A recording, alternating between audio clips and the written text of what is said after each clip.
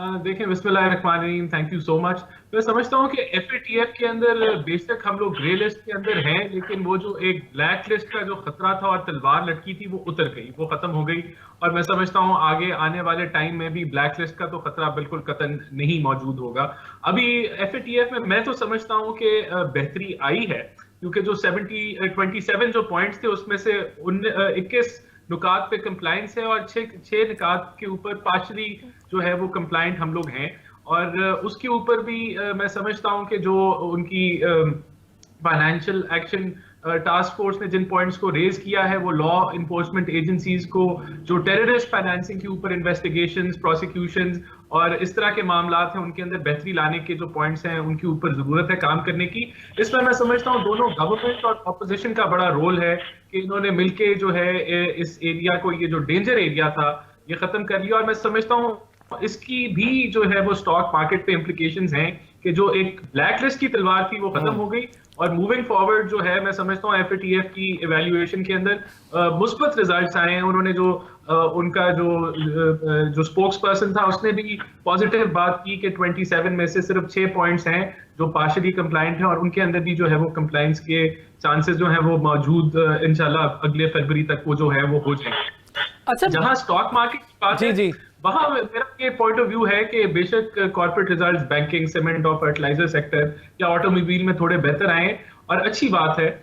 लेकिन अब मैं यहाँ ये जरूर मेंशन करना चाहूंगा कि आपको याद होगा कि 2017-18 के अंदर जो मार्केट कैपिटलाइजेशन थी स्टॉक मार्केट की, वो $90 बिलियन की थी पाकिस्तान की, जो आज भी लगभग हम 40 से 50 अरब डॉलर के अंदर खड़े हैं। तो हम जो 2-3 साल से मनफी 40 अरब डॉलर के ऊपर है स्टॉक मार्केट, जो कि बेहतरी जरूर है, लेकिन अभी रिकवरी को बहुत लंबा रास्ता जो है वो आगे अभी रहता है।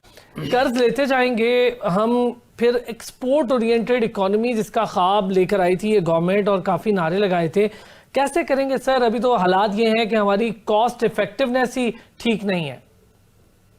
लेकिन सबसे पहले तो मैं आपको कर्ज के ऊपर एक ब्रीफ दे दूं कि इस साल हारून साहब ने जैसे फरमाया कि 12.2 अरब का तो बजट रखा है कि बिलियन डॉलर वो बोरो, उसके अंदर से इन्होंने रीपेमेंट करनी है, वो 10.3 बिलियन की रीपेमेंट है जो इस हुकूमत इस साल के अंदर करनी है।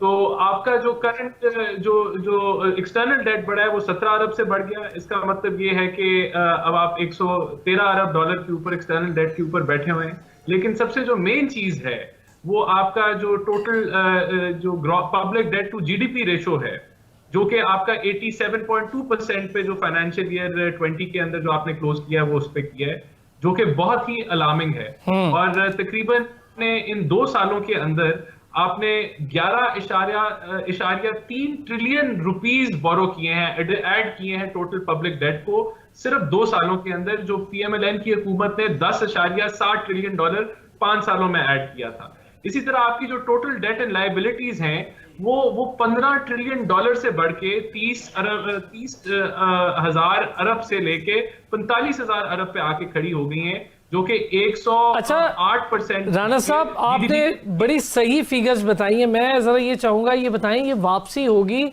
तो आवाम पर किस तरह बोझ पड़ता जाएगा? बिजली गैस की मद में, अशिया जरूरिया महंगी होने की मद में, टैक्सेशन बढ़ जाएगी, इनडायरेक्ट और डायरेक्ट इसकी मद में। देखिए, डेट जो होता है ना, जो कर्जा होता है, वो कुछ नहीं आपको कहता अगर आपका जीडीपी का हुजम भी बढ़ रहा हो। लेकिन बदकिस्मती से जीडीपी आपकी जो 5.8% की ग्रोथ रेट से, जो कि 300 नेगेटिव 0.4 पे चली गई, आज वो 280 अरब पे आ गई है। तो ये खतरे की घंटी है कि आप इतना ज्यादा कर्जा ले रहे हैं लेकिन आपको दिखाने के लिए कुछ नहीं है। मिसाल के तौर पे मुस्लिम लीग नून की हुकूमत ने कर्जे लिए, लेकिन 11,000 मेगावाट ऐड हो गया, इंफ्रास्ट्रक्चर में डेवलपमेंट हो गई, एलएनजी के पोर्ट्स बन गए, आपका गवादर का पोर्ट बन गया। लेकिन इन पिछले 2 सालों में तो कुछ नहीं हुआ और फिर भी डेट चढ़ता जा रहा है और जीडीपी जो है वो स्क्वीज कर गई है। तो ये बहुत एक खतरनाक पहलू है पाकिस्तान की मईशत का। और यहाँ आपने भी शुरू में अपने इंट्रो में बताया कि शायद इकोनॉमी बेहतर हो रही है, लेकिन इकोनॉमी तो असल जो सबसे बड़ा इंडिकेटर होता है वो जीडीपी ग्रोथ का इंडिकेटर होता है, जो कि आईएमएफ और वर्ल्ड बैंक कह रहा है कि शायद 1% से भी ना ग्रो करे अगले साल के अंदर, ये जो करंट फाइनेंशियल ईयर है। तो इस सूरत हाल में आपने सही फरमाया कि करंट अकाउंट डेफिसिट आपका पॉजिटिव चला गया है, सरप्लस हो गया है। ये इससे अवाम का कोई ताल्लुक नहीं है कि आपका जो है करंट अकाउंट डेफिसिट वो पॉजिटिव है और आपको डॉलर बच गए। अवाम क्या, आपकी लोकल मईशत का इस चीज से कोई लिंक नहीं है। इस चीजों को तो गवर्नमेंट ने बोरोइंग करके मैनेज की जा सकती है, लेकिन शॉर्ट टर्म में अवाम की बेहतरी को ये किसी तरीके से अफेक्ट नहीं करेगा।